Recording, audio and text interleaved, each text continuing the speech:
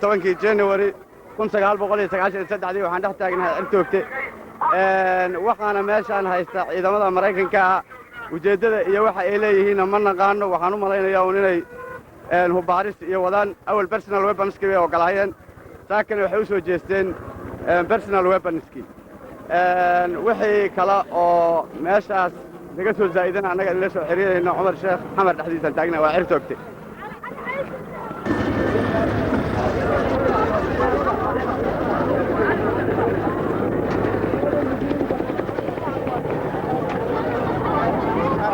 ورقي ماشي حقوق انت لما يا كتوقف ورقي نبي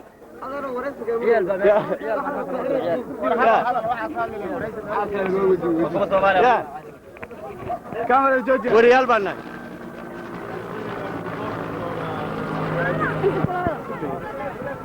waxaan xad qaysaa waxaan hortaaganahay muxuu ahaa suuqa Cirtoogte iyadoo la fadashayo muxuu ahaa baqaar ku yaala bakaaraha waxaana halkan jooga ciidankii Mareykanka ah nasiib wanaag waxaanu helay nin af Soomaaliga yaqaan oo Soomaali ku hadlayo oo ciidanka Mareykanka ka tirsan wax ma nooga sheegi kartaan wax heshaan iyo wax kale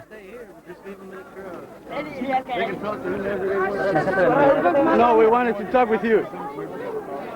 Can you answer some questions? I have nothing to say right now. All right, go ahead. Hi.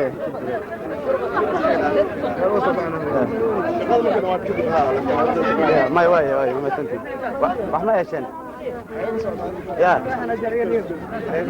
Ana wadankan ka soconaa. Yeah. Ilaada. Yuankan ka soconaa, United Nations. United Nations. Yeah. United Nations station ma arageen anigu. Ma anu Unison baan ahay. Maada ogeyn gabarigi hore laakiin hadda waa wadanka iyo waysta. Ay gooreen.